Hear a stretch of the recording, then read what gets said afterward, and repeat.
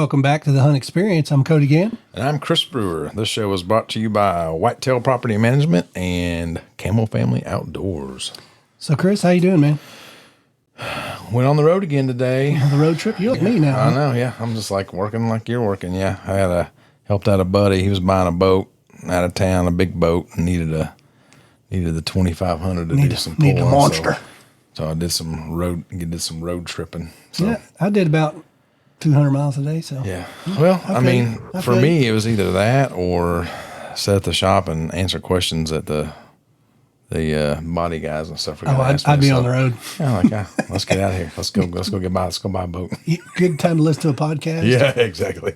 Catch up on whatever. We talked, life and business and everything else on the way up there, and on the way back, he was pretty much asked me what I thought about the boat. So we talked boats on the way back, which I'm not a leisure boat guy. That's not me. Like so if I'm on the water, I'm fishing. Like so, you're not a slalom guy. What's up, man? No. Those I've taken those boat rides before. Like let's ride around the lake, and like I'm looking at all the coves and the stumps and where I should be throwing a plastic worm. The big basses. I'm not a let's go drive around the lake, hang out guy. That's just not. Well, I grew up skiing. That was what we did for fun. Yeah. And I'm sure it's a blast. Oh no, it was. But you also get your feet put over your head and eyelids folded back. And, yeah. And then so here, I don't know, 2 years ago we rented a boat. Yeah. I don't have a boat, but yeah. And we went to the lake, and I was like, all right, I'm gonna ski again. I'm gonna show them. I skied. I was able to ski, dude. I was so sore, so beat up. Yeah. Oh my gosh. Yeah, I've done it all. I've skied and wakeboarded and kneeboarded and all that stuff. But you'd rather be casting a line? I'm not going to spend money on it. Yeah. I'm going to get in somebody else's boat and do it. if you're going to spend money, you need a no-till drill. Yeah. Stuff important. Yeah. So I got that brought up to me today. It's like, have you talked to anybody about redoing the kitchen yet? I was like, yeah. I said something to Cody about that. I'm all over that. It's like, well, so-and-so said that like, you ain't got your new kitchen yet? I saw he bought a no-till drill. Oh, gosh. Who said that? What's his name? One of her customers had told her that. So I was like, yeah, I'm all over that at some point. Well, it is coming into summer, so we do slow a little bit. Oh, yeah. Not to say that we don't both have projects we can be working on. The thing about it is when you say we slow a little bit, I really don't, man. I promise you, when I get home, I'll say, what are you going to do tonight? It's like, oh, I'm going to yoga or doing this or whatever, she's got going on. It's like, I'm hitting the woods. I can kill time. I can drive around and look at switchgrass. Oh, yeah. Where I want to do like a lot more feathering, a lot more TSI next winter. So I'm kind of thinking that stuff, looking at gosh, dude, it's endless, man. Yeah. It's endless. I need, before too long, I'm going to need like another 50 acres so I can kind of do something else. Hey, that was something I was actually going to bring up with you. Yeah. We need to find, now that we have a no-till drill, we need to find a property together. Yeah. And just lease it. Yeah. We ain't going to buy it. Yeah. Dude, and just go plant something somewhere else that we could hunt. Oh, I'm down. That's not our own place. Yeah, That would be cool. I know that's really, really hard to do now. But, I bet there's something out there, man. It's all about the drive for me. And it's like, man, when you have what you have here and what I have at the house, it's kind of tough to leave, honestly. Oh, no, it is. Definitely is. But I tell you, man, can you imagine if we had the lease in Missouri? Oh, gosh. And then we planted that notch with our no-till drill Tow the tractor and the drill up there. Yeah. That'd be awesome. Roll up there about December and it'd just be piled in there. Interesting. Well, I got a turkey lease on the Facebook page, so now we may need to look and see. I'd see some on there a lot, but man, they are high. Oh, everything's high. A lot of times it's like a whole lot of land. There's like 16 dudes on. I'm like, I don't want to do that. And up there too, it's like it's 250 acres, but there's like 4 acres of timber. Yeah. Well, 250 acres. The hunt's like 6 acres. Yeah. You literally can go in one way with one wind. Well, it's kind of like we always said though. Like, if they're moving, you're going to see a lot of deer because we were pretty good about finding the spots where they travel in those areas. But if they're not moving, it makes for a long, cold, windy day. Yep. Yeah, we had that spot called the Crossroads. Yeah, and me and you both. Oh, jeez, yeah. And when they were moving, it was chaos, man. Yeah. Now when they weren't, though, I was telling the guy. Well, matter of fact, I think it was the farmer that I got, he called me on the way up to get the drill, and then I was talking about the lease in Missouri and how close we were to the Iowa line. And he's got a farm in Iowa and a house in Iowa. But he's got another house in Missouri because his daughter's wanting to graduate school down there, and she's a big soccer player, I believe is what she said. But I was telling him, I was like, man, one of the best things I've probably, other than like a turkey gobbling like 10 feet from me or whatever, was all the splashing and the grunts coming from that, that creek down there. That's so awesome. And you just hear like, oh my gosh. And then sometimes you can never see down in there to see what it was. Oh, yeah. What side of the crossroads you were hunting on. Yeah. That one youth hunt with Luke, man, that time, and we seen 24 deer that morning. Yeah. And it was like you said, yeah. Where is he? Where is he? What is it? It'd pop up and it'd be a 4-point. And then here comes another one. Oh my gosh. And it was so fun, man. That's such a good setup though, man. I mean, gosh, I don't know how many acres of like big timber was on the other side of that creek. It's like, it's a matter of time. And they were famous neighbors too. Yeah. We'll keep that quiet. Yeah. We had some people. Everybody that listens to us would know who these people are. Yeah. I've probably told them, I'll tell you, who's right across the river. But yeah. So, man, that would be nice to, like, what the guy, he told me, so it's kind of went from the, is it the son we were talking to or the grandson? It is the grandson. Yeah. You'd probably get on like, hey, dude, if that guy gives up that lease, because that would be, that was so nice. Yeah. You could park, we pulled the trailer down there and stayed there, or there's so many little, and last time I was there, he actually said we could park right here there at his silo, and he had power there. He's like, if you bring your RV down here or whatever, you can park right here. Nice. In between the two leases where that big silo was, that was his, and he had power there. Oh, wow. Yeah. Because when we took that big one down, we ran the diesel generator for a week straight. Oh, I remember. That was a lot. That was fun. Yeah. We only killed an Annie on that trip, but that was a good trip. Yeah, she was a fat girl. Yeah, she's a big lady. It's like, hey, it's my last morning. I'm killing the doe. Yeah. Well, I was moments away from it until the coyote blew me out, but he blew out the doe that was walking right to me. Like, gosh dang, let's all kill a doe this morning and get out of here. Well, anyway, there's something else for us to think about. Hey, and I will say this. My wife told me. Yeah. You want to take a trip? Yeah. Just plan you a trip and take it. Okay, well. So that's kind of like a blank check. Okay, let's get to Googling trips then. Let's go. I'm down. I'm always down for a trip. But I'm like you. We would have to be strategic about when we're going because it's good here early. It's good here mid. Yeah. It's good here late. Well, it's like we would have to pick a time. Yeah, I know. It's kind of like last year. We kind of talked about it's like, man, we'll try see if we can do like a deal in Texas or something. Yeah. Somewhere different, But when you start getting, when the 150s start marching in on camera, it's kind of tough to leave. It's really tough to leave, man. Yeah. Hopefully we have that problem this year. Oh, too. I know. Or more. Like who knows?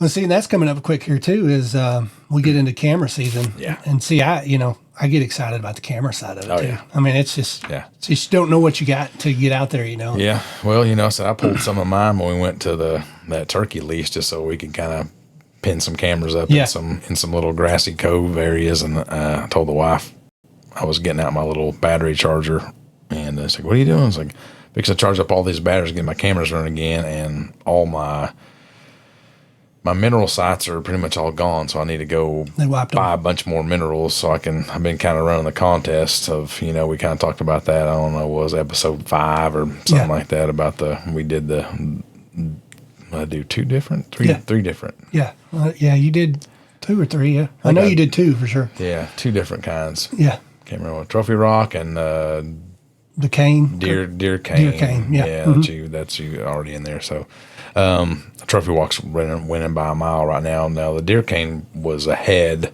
for about the first 2 weeks, and I think it finally just kind of did they wipe it out? Do you think dissipated? Yeah, I don't know. It didn't. It was like the pre-mixed jug, but the trophy rocks. Well, I had one trophy rock wash away down at the bottom plot. Oh yeah. I guess we got one of the floods. It just disappeared. I don't know if it washed down to the neighbors or if it just disintegrated. But the other 2, they are gone.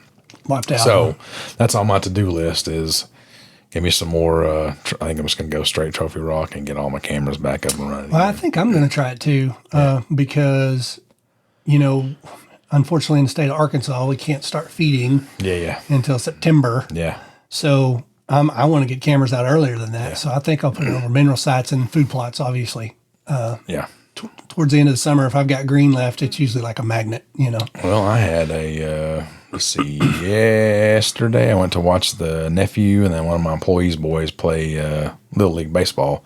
Camera goes off about 5:30. And I got probably, from the body size, I'm saying a 2-year-old, 2.5-year-old, but little buck with some velvet on, and he was still hitting the trophy rock area. Yeah. And then he showed up 15 minutes later on a water hole. Well, So, I need to get a trophy rock out here because as soon as I'm done with fireworks, yeah. I like to get cameras going. Yeah. And we can do it over minerals. Yeah. So I may Well, and we're, I thought we were probably a couple weeks, maybe even 3 weeks out from, the does actually, having fawns and really needing those minerals. And you sent me a video of petting a fawn, right? So So man, this time of year you see a doe jump out. It's like, you better shut it down. Yeah. And she jumped out and she was 100 yards up there when she crossed. And I thought, I'm going to slow down just in case. Yeah. And I kid you not, dude, if I hadn't have slowed down, the little sucker shot out, and as soon as it got out in my lane, it just kind of turned and ran down the lane, and then jumped back into the ditch. Yeah, and it just laid there. Yeah, froze. Paused it out. And so I was like, I got to get it across the road. So I went over there, and of course I videoed him a little bit. Yeah, I didn't see if it was him or her, but picked it up. Let's just say it was a him. Yeah. Took it across the road to Mama's side over there. Well, they don't want you to get hit out here, buddy. Yeah. But I mean, brand new, wobbly legged and the whole. Well, see, that happened to me last year on my place. I was ripping around the side by side on my fence road, just giving some of the slumber party girls a ride. Yeah. And it was right there where I get all my pictures, where that big thicket is on the big food plot. Yeah. And this thing was still wet, like it couldn't hardly Brand stand new. up. Just like dropped, it tried to stand up, and then of course they were all oohing and all. I was like, all right, let's I didn't want them over there like handling it too much, with it, getting bubblegum perfume on it and everything else. But it was really cool. But it got up. I was like, we almost took it out with a side by side. And that was last year. But man, I think that was like middle of June. Yeah. I was kind of surprised. Yeah, it's a little early. When you sent me that, because the wife had just asked me when we start seeing all the fawns. I'm like, hey, we got probably about 3 more weeks before we start seeing them up and around. This was wasn't an hour later. You sent me a video. Well, if you think about it, how early would she have been bred? She'd been bred early. Oh, man. I know. Yeah. Do the math. Go back. Well, I kind of nerd out on that stuff. I do that. Yeah, what's the gestation period times this times the month, and this equals? Oh my gosh. Yeah, that's an October baby. Yeah, and it's happening all the time. Oh sure. Yeah, sure. Yeah, he was a little guy. He was kind of cute. Yeah, he didn't look very old at all. No, he was. And it was funny because he just froze. You can't see me. Yeah, here I'm. That's kind of the way you ride. Even walking. Yeah. Walking around sometimes at the house, if you let the ride get up, and that's why you can actually see them and get within 5 feet of them, but they're they're camouflaged and hidden in there, I guess, with their spots. And supposedly they don't have a smell for the first week of their life or whatever. Yeah, I heard that too. Isn't that cool? Yeah, that's the way God takes care of the little ones. Oh yeah, it's pretty cool, man. Yeah, for sure. That's awesome. So, what did we do? We got to play with the new toy.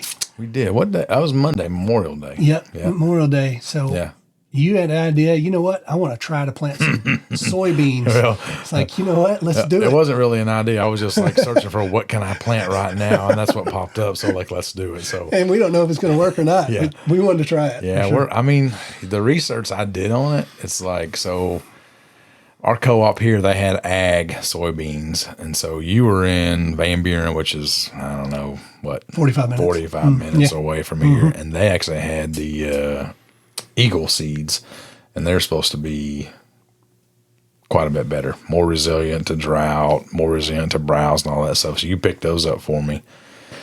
And they say like in our region, like you can plant them as early as after the first frost, but so you can go all the way into June. But you and I both know we can't plant soybeans here in June. So I feel like we're 2 or 3 weeks behind, but we drilled them in.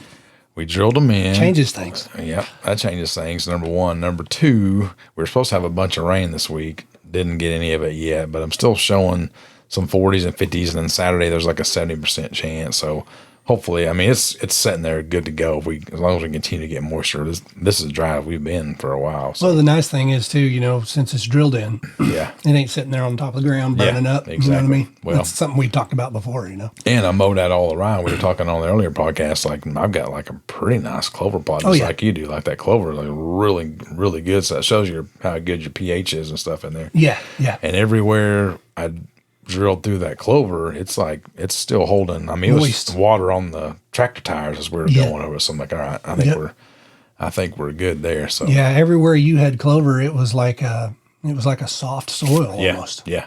It's enough which shade. Is super cool. So that is cool. I'm so excited about like trying this whole crimping over a cover plot deal. If the soybeans come up, planting in the soybeans and kind of rolling them over. So now we got the pods that the deer can eat on. Yep. Soybeans have kept the weeds out, and now we got that green stuff, or whatever it turns out to be. If only half of it comes up, they may just come there and mow it all down and be like, I was never even there. I don't know. Well, I was going to ask you, what are you going to do in a month when that's like, 6 or 8 inches green, and you got a bachelor group of 15 That's what bucks? I'm saying. Yeah, it's like we were talking about that earlier. It's like we never have like an early season draw, right? We kind of rely on early season. We use supplemental feed to get there. It's like, man, this may be pretty huge if I actually get 2 acres of beans in there. That'd be cool. What would that be like? Dad, if you watch anything up north, the beans are where it's at early. Yeah. You know what I mean? Yeah. So it's like, God, what if that works here? Yeah. Oh my gosh. Well, so I told you I still got some left in the hopper. I may have you bring it up. I can bring the tractor over here. We can drill some in here somewhere, because I bet I got enough to do a little bit. I bet. I mean, because there's still some in there. Well, my back plot, I just mowed it with a 0 turn. Yeah. And so there's nothing in it right now. So get to planting. Yeah, it won't take me. I can be here in 20 minutes with the. All I got to do is hook it back up. I unhooked it to put my fertilizer spreader on there. So, but I mean, it hooks up real quick. Did you get all that put out? I didn't ask you. Yeah. What did you end up putting out? Was it 300 pounds? No, 150. 150. Yeah. Okay. Yeah. I couldn't remember what you did. Straight urea. So, and so we shot all that on Camel Family Outdoors. So you can go there and see that video. Good video. Yeah. Matter of fact, I'll put the link in here if I can remember to do that. I'll stick it in here because I thought it was pretty cool, and I was there. So yeah. It turned out to be good. It was. I learned a lot about it. Yeah. And I learned that it's pretty easy. Oh my gosh. It's like easy. Like I was laying in bed that night just grinning, like that was so cool. That was really cool. That was super cool. And then, we could go along behind it and be like, dude, look at that. Yeah, I know. Buried.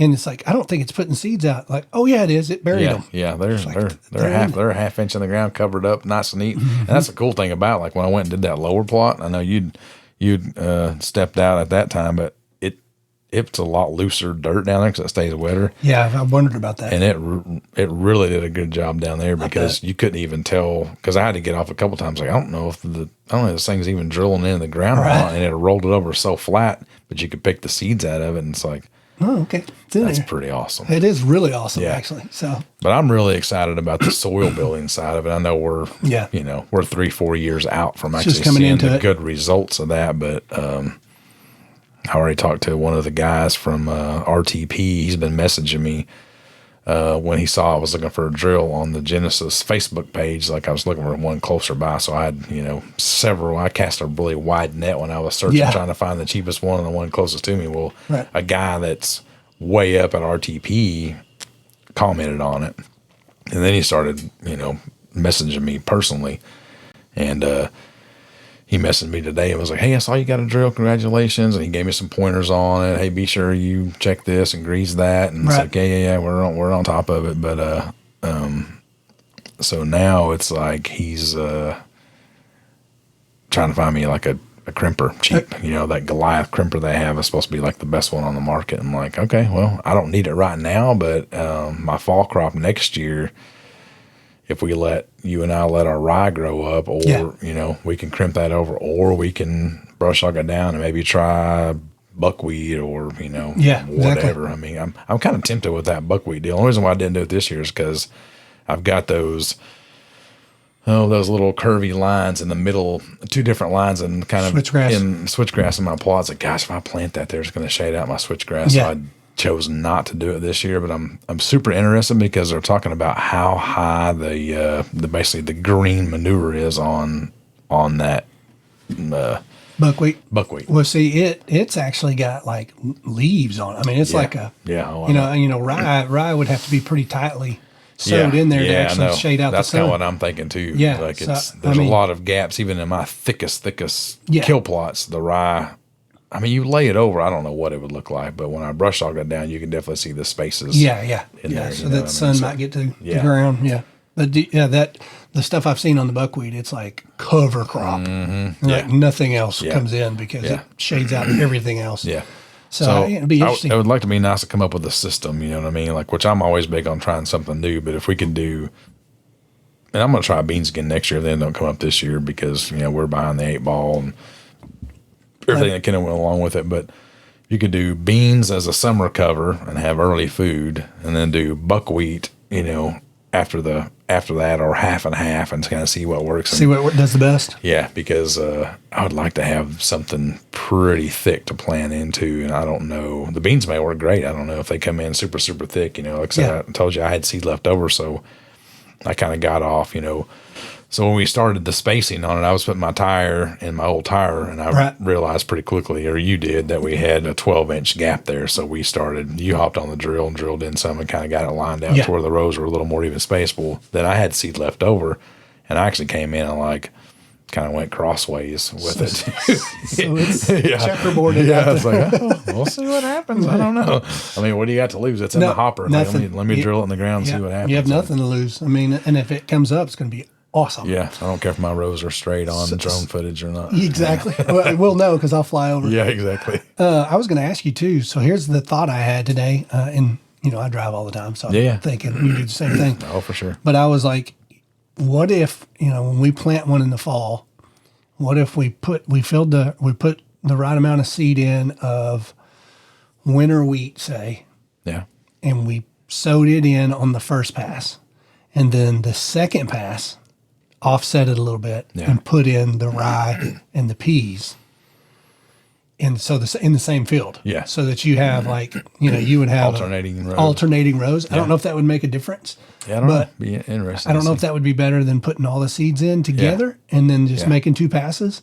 Yeah. But anyway, it's just something I thought about. Yeah. Because it's like you could, you know, you could almost section it out, and you would see this row's growing up, and it's winter wheat, and this row's growing up. I don't know. Yeah, it's just a thought. Yeah, you could do it pretty easily. I mean, you know, once you just, because like I told you before, once we get the depth right on your soil and my soil, and you know, we know the seed size and what the settings is, I'm just going to write it all on the lid. So when we pop the lid open, it's like, okay, here's what we're doing. Boom, boom, set it up, and you know, we'll still probably do a test run to make sure we're where we need to be. Well, you know, the winter wheat is a smaller seed. Yeah.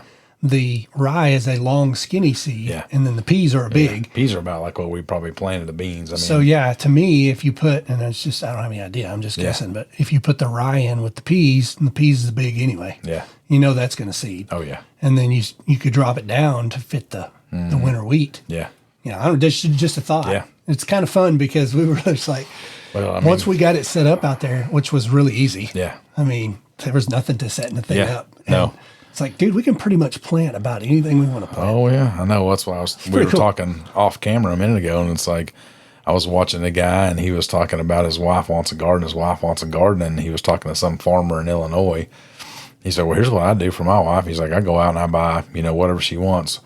You know, whatever it is, bell peppers, corn, watermelons, squash, and I throw it all on my no-till drill at one time, and I make one pass down the garden spot, and I turn around and make another pass. I'm out of seeds. Like, there's your garden. He's like, and it comes up every year. Like, I have a variety. That's pretty cool. Yeah, I was like, well, I want to try that just to see if it works. You may be planting a garden. I have watermelons and pumpkins and sunflowers and corn and everything else.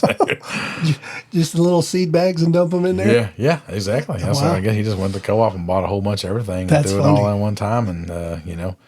One-stop shop. Take off. I'm like, that's pretty cool. That is actually really cool. Because it may actually work. And like, I'm the guy that'll probably want to try it, because I used to garden Yeah. pretty hard and heavy. In the last couple of years, 2 years. This will be my second year without one, just because I had deer problems and I didn't want to really buy the electric fence. I was asking you about your little solar power deal. It's like, man, I think I'm gonna do a garden next year. I need to keep the deer out somehow. Yeah. Because before it worked for 5 years, T-post and 30-pound test fishing line. They would not jump over it. Really? It's another internet hack I found. The guy was like, if they can't see it, but they can feel it, they won't jump over, and it worked. And then like year 5, they figured it out. They didn't care. They went there and mowed it all down. And then I had like a groundhog in there. So I was like, all right, we're done. And finished. Yeah. Well, I've got 6-foot fencing out there that we bought for our garden. Yeah. And, we tried to do garden and a fireworks business. And you just can't do it. Well, that's what it was for me. I was doing garden and coaching travel baseball. Yeah. I was like, it's pretty difficult. But my mom was there. She lives, not too far away. So she Mom was out there taking care of it? She loves the garden. So, she picked the stuff. That's all I know that. I don't know about taking care of it, but she kept it off. We lost a bunch of stuff because we weren't here, And, it was just like, we come back and there's like, we got okra everywhere. And everything's just like, oh man, we missed it. Yeah. And the other part of that is where mine's at, I don't have water to it. It's a little 5-acre deal I own that I just can't keep it brush hogged down, but it's a garden spot. We shot off a fireworks show there one year. Oh, yeah. That's where the garden always goes. But, I could probably have water there, but I just hadn't messed with it. So I was like, I'm thinking in my mind this year, the wife says, we can do the garden this year. I'm like, man, I do have a tiller now. So that would, instead of hand tilling, that's what I used to do. I used to till it like 26 times with a Troy built. And it's like, now I can make 3 swaps with a tractor and I'm done. Yeah. But the last 2 years we've had no rain. Oh, I know. Like, what am I going to do? Like plant all this stuff. And then I got to come up, I already had it in my head. Well, I'll come up with a PVC pipe, 3/4 inch, drill a bunch of holes in it, put a water tip on it, put one down, each one down. I can tear it all down, wintertime and put it up. So I was already thinking about all this stuff, and then ultimately just said, nah, I'm not doing it this year. We got to drill some stuff. I'm trying to plant some soybeans in here.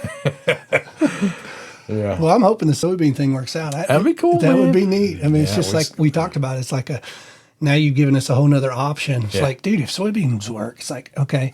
So then we'll have a soybean crop, and then we'll have to figure out where we can plant our buckwheat. And it's like, oh my gosh. Kind of figure it all out. That's the deal. You got to kind of pick your cover crop. But it's like, man, I like the aspect of the buckwheat just because everything I've read, it adds so much to your soil. But I also love the aspect of the soybeans if they come in super thick because you got an early season attraction there. Oh yeah. That and again, it's kind of like the red osier dogwood or a lot of things that we're doing around. You and I do that people aren't really doing around here. Is like nobody's hunting over 2 acres of soybeans around here. It's not. Nobody's doing it. So there's a river bottom somewhere. What is that? What's the draw of that if we can actually get it to go? And it's like I said, I'm trying again next year, regardless of whether it comes up glorious this year or doesn't pop up next year. I'm trying it again earlier. If we do it earlier, we're going to get a little better rain on it. Exactly. For sure. We'll be definitely prepared. And that's the only thing we really need right now. I mean, I think it'll be great. This no-till drill thing is just, gave us so many more options. Yeah. Of stuff to try. It kind of makes you smile. When you I know. That's what I was just sitting here thinking. It's like just say no-till drill. It makes you smile.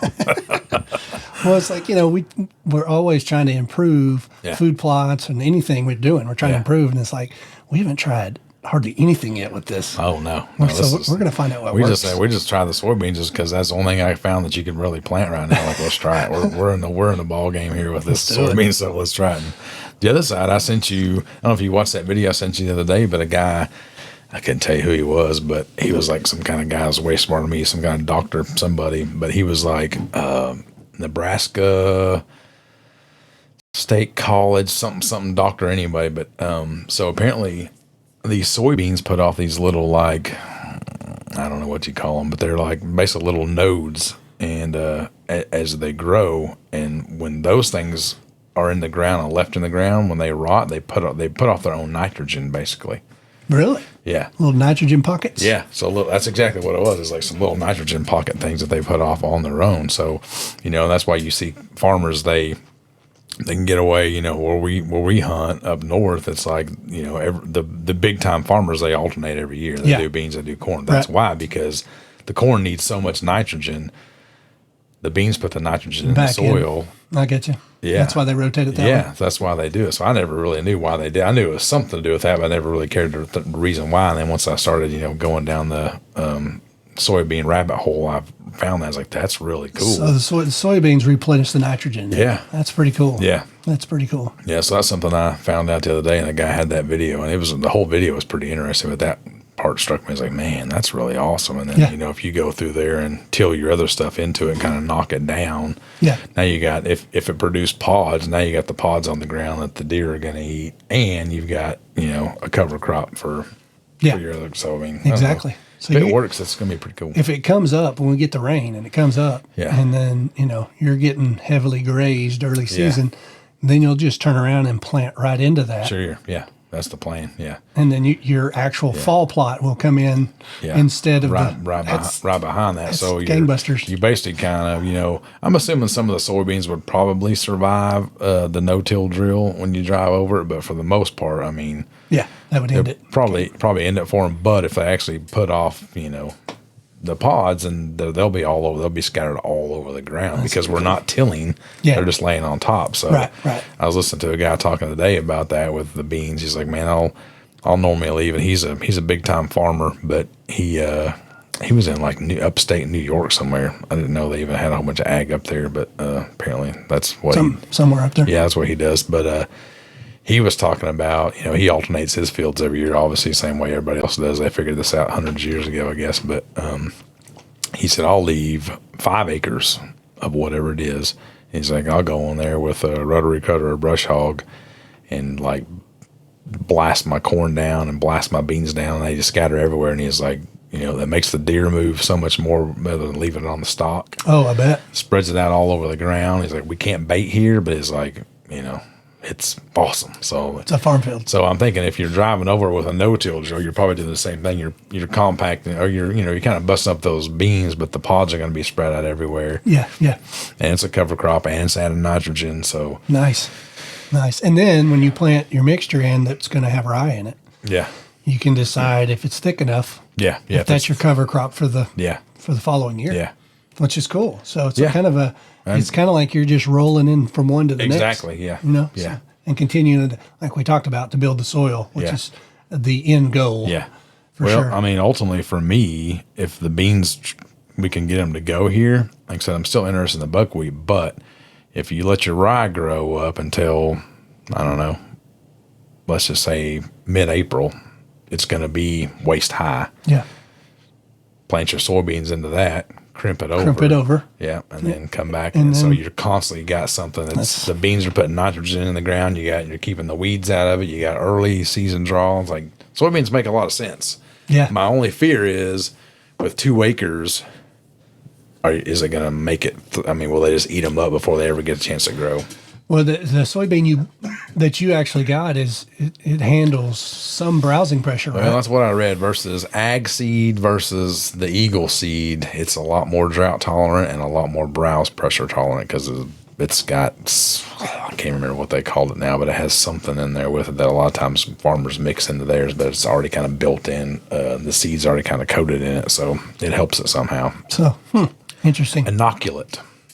That was the name. Big word. No idea what it does, but this has it, so let's do it. Let's try it. Yeah. Well, you was talking about the nitrogen. So, I had read years ago on the clover. Clover puts nitrogen back in the ground. And, because, you don't always fertilize clover with 0-20-20. Yeah. Because it didn't need nitrogen on its own. So that's kind of the same process, except you don't have the cover crop. Yeah. So there's even another option. Yeah. You could sow whatever, and then top seed with clover, and you'll have that clover in the spring. Yeah. Of course, like we were talking about, your clover came up, mine came up, and we tilled the heck out of that ground. Yeah. And so that's pretty amazing, the resilience of clover. Yeah. But it's like you said, our pH is pretty good. We really worked on our pH. Oh, there. yeah. And speaking of that, that's probably my next project after fireworks, depending on the pond situation, what we're doing there. But I'm going to lime that new food plot that we made. Yeah. And I'm gonna get some soil tests done I haven't done that in a few years. Before or after you lime it? Before. Yeah. I'm going to see what they recommend. Yeah. I'm going to guess it's about 2 tons per acre because that's kind of what everything's been. So you're going to put 4 tons regardless of what it says, right? Yeah, I was going to get a buggy and just put it out there heavy, sure. kind of like we did yours. Yeah. Turn it white. Yeah. But that's one project I got coming up. So I know if you get that pH close, man. Yeah. You can pretty much put anything out there and it's going to grow. Yeah. And that's one of the big keys. I think a lot of people skip. They don't have that soil test, or they don't even, they don't pre-lime, and it makes a big difference. Yeah. I've always been a big pelletized lime guy and a big fertilized guy, but not a soil test guy. I mean, I'll do it for like my lawn, but I never really mess with food plots. And I don't even know why. I guess because I've always just had good luck and just never really mess with. We talked about doing a contest, buying a couple of the home kits off Amazon and then sending some off to a couple other more reputable ones and seeing how close maybe buy three different Amazon tests or something and seeing how close they actually are. There's a lot of ones out there that look pretty legit, but I mean, back in the day when I was doing clover a lot, I was planting whitetail imperial clover. Yeah. And they would sell you a kit. Okay. And you would just send it to them and they'd say, okay, this, of course you almost got to be a chemist to read it because it's that's what I was saying with equations and all kinds of craziness. But, I remember calling in the first time and be like, hey, what exactly do I need here? Yeah. What does this say? You need at least 2 tons per acre. Yeah. So I stuck with that formula in my head and it's worked pretty good. Yeah. And you can actually tell, as you plant year after year, as your yield gets worse, it's usually because your pH is worse. Yeah. You know what I mean? Because we have to add to our soil for sure. Yeah. We don't have black dirt yet. Yeah, no. We may in a few years with this no-till drill. Man, that's a whole other deal. I'm really excited about. Not to mention just not having to till, but like the aspect of especially if you have like a big rye crop that's just sitting on top and that thatch is sitting there rotting during the winter time and like pretty soon you do have that. So we talked last week about like now you're attracting, you got like earthworms in there that are aerating your soil, and they say those things like, I forgot what the equation was. There's a huge equation though, when they actually like use the bathroom in the soil, so many worms put off so many I'm sure they've got it figured out. It's a crazy equation if you think about it. Like it's something crazy like 20 pounds over 2 years or something like that per acre or whatever, like just for earthworms. So and the earthworm side and the moisture side that we struggle with so much. Yeah. You get that thatch on the ground like you're talking about, man, it holds moisture. Yeah. And which is big for us. Yeah. And the other side of that too is like the aeration of the earthworms being in there. It's like, it's not how much rain you get, it's how much rain stays on your plot. And it's like, I have washout problems on all of mine right now. Yeah. Because that reason the water runs off of it instead of soaking into it. So you got thatch, you add the thatch to it and add the aeration of a whole bunch of earthworms, say, I don't know, 2-3 years from now. I seen a guy do a test the other day, like basically took like a coffee can and measured off like whatever it was, however many ounces of water, and you time it somehow. So you pour it into the coffee can, which it's basically like a funnel. So the top and the bottom's cut off of it, and you pour 1 cup of water in there and see how long it takes to get into the soil, and that'll tell you your saturation rates. I forget how it went now. Like, that's really cool. I like to do mine now and then 2 years from now and see it down the road. What the difference would be. Yeah. Well, you think about like you're saying about the wash issue. Just having a cover crop alone alleviates your wash issue. Well, the root system's going to hold it all together. Yeah, exactly. Yeah. So that makes sense too. Yeah, it's exciting. I never thought about the possibility of having a continuous crop of some kind that's actually helping the land. Well, I never really wanted summer food. You know what I mean? Like year one, I did because it was like, let's do clover and chicory out here because at least get the deer to know, hey, there's going to be food here. But like after that, it's kind of like I told you, we use ours. We're riding side by sides, bikes, walking trails, shooting skeet. We're doing all kinds of stuff out there, and it's like hitting golf balls. Like we don't really care if the deer are there in the summertime or not. But if it's putting nitrogen in the ground and it gives you a chance at a nice big buck early season, like why don't we? And it keeps the weeds away, and it's like and I don't know how long if it actually makes pods, how long that stuff stays on the ground. That may be a browse deal even in the winter time. I don't know. Well, I know that when they they harvest the fields, it's like they're just little stalks for a long time. Yeah, and they're out there picking it. Yeah, you know what I mean. I mean, I remember that on the old lease. Yeah. be like cut beans and be like, there's deer out there in the beans, you know. Yeah. It's like there's no beans left. Yeah. Oh no, they're on the ground. Yeah. It's like, oh, okay, cool. Because I read something about stuff about that too. Is like, you know, the people that are buying like a new equipment and new combines to cut the corn and, you know, that stuff is like they're getting so efficient now. Like there's not like, you know, you used to be able to be hunting over a cut cornfield. It's like, oh my gosh, this is going to be, they say nowadays there's It's really like not. no corn left. There's really not a whole lot there. And then they have some machines that actually have like cutters on them that they're actually grinding up the stalks and putting them out the back, and all the corn's, you know, there's nothing left there. So they're getting more and more and more efficient. But we don't have that problem here. If we run over with a no-till drill and the pods fall off because we're not tilling them under, so they're going to be on top of the ground as a food source. Yeah. Early, late, middle, who knows. You saying that made me remember when I was on that lease in up north, and I was up in the stand, and this 6-point, I think, comes out. And that was the first time there was actually a full cob laying on the ground. Yeah. And that dude walked up there, stuck his hoof on the cob, and was like, isn't that crazy? Raking his teeth on it. And then he picked it up and was like, he had the whole thing in his mouth. I was like, I've never seen that happen before. That jarred that when you said that. I was that. listening to a guy today talk as I was driving, and he was talking about, you know, he's got a new place and he's going to plant some corn on his place. So he'd already had it planted. He had rented a drill from his local co-op or whatever and was drilling in some corn. And so I kind of got my wheels like, man, what one year if you did like 2 acres of corn, what would that? I don't know. If you think of it all, if it came up and then you went out there with a brush hog and like brush hogged it, and now you got 2 acres of just corn pellets all over the ground. Like that might be kind of cool too. I don't know if I'm willing to risk, not having green. Yeah. You know what I mean? Like that's scary. That's a scary thought for me. But. You may have 450 coons too. So. Yeah. We have an epidemic. Coons, crows, all that stuff. Yeah. So I know that I planted corn a few times here, just, you know, trying it. And the first year I planted it, a bunch of green stalks started coming up. Yeah. And I went out there and it was like 50 crows. Oh, yeah. And they had pulled each stalk up and ate the corn off the bottom. Yeah. Which I thought was really weird. And then I tried it another year, and I only had like 10 stalks come up, and the coons would just wait till they started making corn and ride them to the ground. Yeah, ride them to the ground. Golly. Go figure, huh? Yeah, but if you get a field of it, though, maybe a little different. Yeah, I mean, 2 acres or, you know, whatever my plot would scale out to be now that I got switched around. Can you imagine that was a cornfield? I know. That'd be wild. It's kind of cool to think about. So my wheels started mow trails through it, man. My wheels kind of got to turning today, and like, man, then I got frightened. Like, oh man, you know, you could still, if you planted corn early, you could tell pretty early if it was going to work or not, and maybe just risk it that year. Like, let's just see what happens. Let's try it. But the thought of not having green winter wheat and rye and stuff on the ground is pretty scary for me. But yeah, no doubt.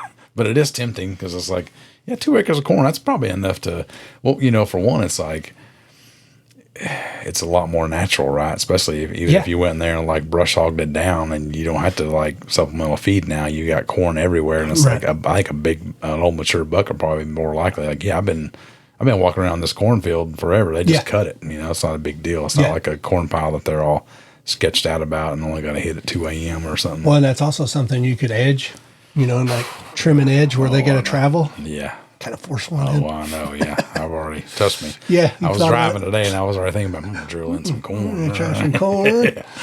But yeah, we got to do that on Monday. The drills, it's nice, man. It's nice. It's nice. What did it take us? Probably, I don't know. We talked back and forth along, and we probably adjusted it. But I mean, we put the bean in. Got it set right. Flipped the tray over.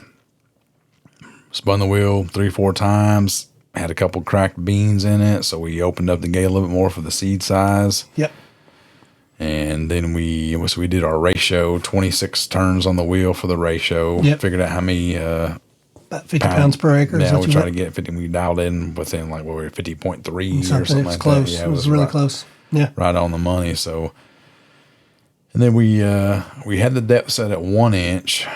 And we ended up having to kind of adjust that a little bit and do some top link adjustment because some of the ground, you know, some of it was probably going the full 2 inches, and some of it was probably going 1 inch to 3/4 of an inch. Yeah, depends on the compaction of it. I supplemental feed, so a lot of the areas right there we were first trying. It's like, man, I supplemented feed right here forever, so I've been trampling it and all corn and nut grub residue. She's pretty packed in. Built in. Yeah. So it struggled a little bit through some of those areas, but and it did pretty awesome, especially where there was moisture like underneath that big. That clover spots. Yeah. Everywhere you had clover, it was just like it cut it in their razor and then just flattened it out. Yeah. Nice. It was pretty sweet. And I was kind of worried a little bit about it on my place because, I don't think anybody else does, but it was the guy had concrete sacks buried in the dirt, tires, bricks, sacks, just all kinds of stuff. So I was like, man, I don't want to tear up this thing up,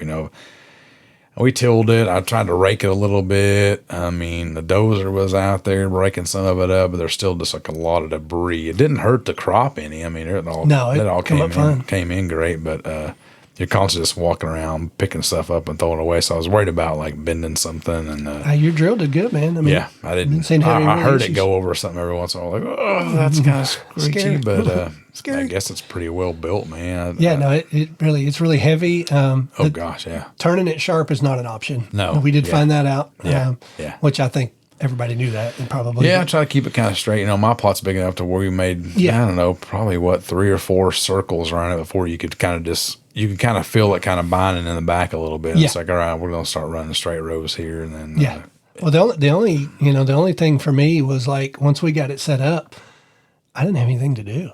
Yeah, I just literally was watching you on the tractor. Yeah.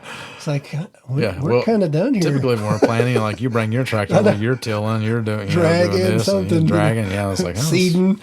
I can tell. So I can sell my coal packer, my tiller, the drag, the 4-wheeler. I don't need any of this stuff now. Turn and buy another one. Yeah. Use that money and buy a bigger tractor and a Genesis 5. Yeah, exactly. Speed it up even a little bit more. No, man, it's going to be cool. I'm excited about it. I mean, we've proven that it's not a hard process. Yeah, it was way easier than I thought. And if we get soybeans to come up, I mean, what a bonus, man. I mean, who would even thought about that? That's going to happen.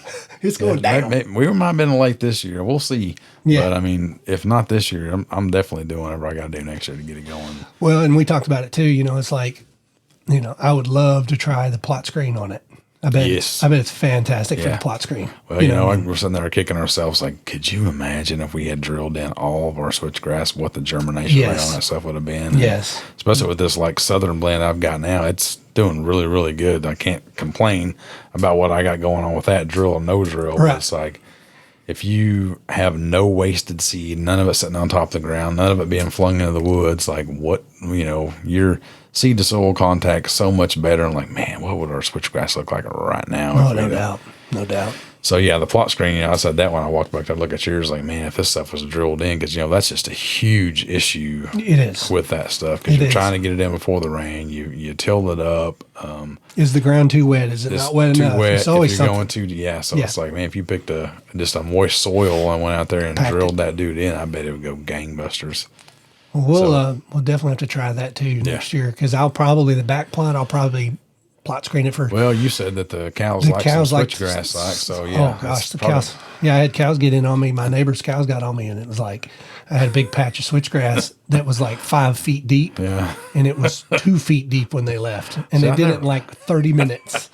Again, I do not like cows. Yeah. So I have a problem. I never would have thought that actually, but I guess that's something totally different. And probably, right now, as both of our stands are, I bet it holds a ton of moisture. Yeah. That switch, being there. So they probably just go in there and just mow it down. But yeah, so you probably need to continually. Yeah, I'll have to have a screen there for sure. Yeah. I'm kind of going away from it out, my front main plot. But if we can get switch to go there, I'd be done out there. I wouldn't have to plot screen We at all. need to do the same thing where you got plot screen out front now. We need to come out there in the springtime and just drill it in. And I bet the success rate's way up. Throw some southern blend in there and get it drilled in and see what happens. Yeah, no doubt about it. I just want to drill everything right now. I don't care what it is. We got some corn, some beans, some plot screen. Let's go.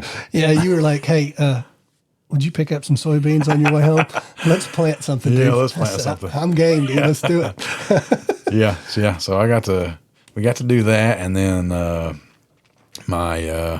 you were there. My pull behind fertilizer that I pull behind the 4-wheeler on the way to and from the food plots, I run like 45 mile an hour. Well, she blew up on me. She come apart. So I got me a PTO driven one. Yeah. And so I threw all that in there, got it adjusted. I mean, those are nice. That dude will fling. So Yeah. I was planting, urea out there, and I've always heard you don't have to fertilize switchgrass, but if you do, use urea. So you gave it a little sprinkle. I had a little.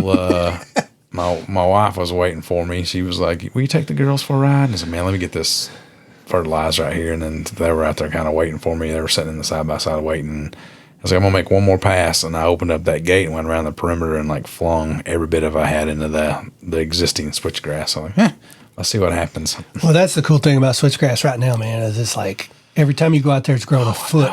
It's right. like, oh my gosh. Yeah, it's crazy. And then you got. I think this year you will have screening on that whole top side. Yeah.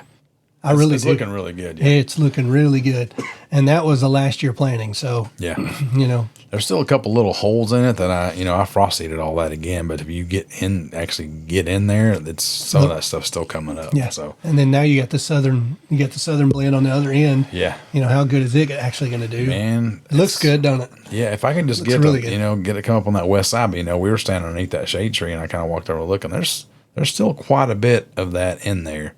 On that western side that I'm having. Well, it's kind of funny because I know what you're talking about. For 15 yards of it, I've got last year's stuff that's like super, super thick, and I've got this bare spot and then a thick spot. So I think it's wash is what had happened to me. Probably. Yeah. But once we started, I was, man, I just can't get it to grow here. And then I kind of walked over and looked, and I've got some 6 or 8 inch stuff, sporadically in there, which how it goes. It's like year 2, year 3, now you have a big old 12 or 15 inch, circle around it. So Yep.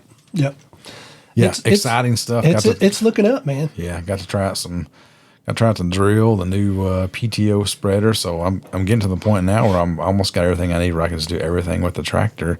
I don't have to rake anything or shovel or drag or it's like that stuff. We're going to miss that, right? I doubt it.